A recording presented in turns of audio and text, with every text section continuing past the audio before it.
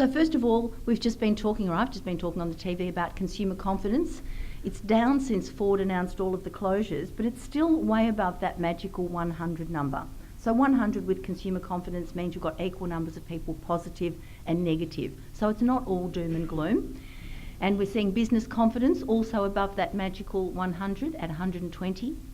Unemployment at 9.3%, heading for 10, I would say, and underemployment at 8.8. So reasonable consumer confidence, but really high unemployment.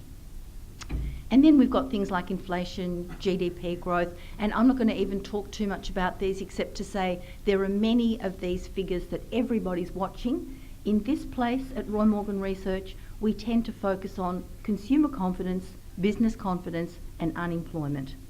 And those are the things that drive the economy, and they're the things that seem to drive spending, and they do seem to relate quite strongly to party political issues. So what we've got here with our voting intention on a two-party preferred basis, you've still got the LNP way ahead at 55 to Labor at 45. But, you know, the game's not over yet, regardless of what anyone says. It's a long time until the election. And if we look at just primary vote, you've got about 23% of the population not voting for one of those major parties. And we've got people saying Clive Palmer would get 3% of the vote if an election had been held today. Bob Catter would get 1%. So there's a bit of movement going on here.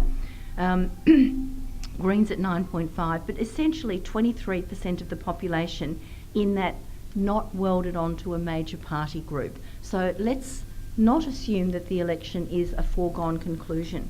But I think what we can assume is that the next little while is going to be viewed through a political lens, whichever political persuasion you are.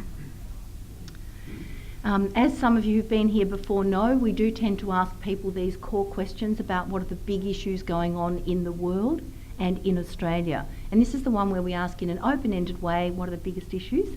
And the big thing happening in this chart is we see the economy, which was by far the largest issue, has taken a really strong dive, and that's predominantly because of the issue of terrorism and war taking over our concerns. So that's what's happening in Australia's mind about the world.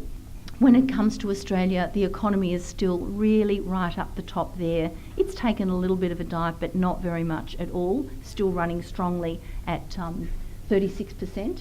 The areas that have kicked up a little bit in terms of Australians' concerns about Australia are those things to do with politics and leadership, not surprising in an election year, and things like human rights. So the asylum seeker issue is still raging quite strongly.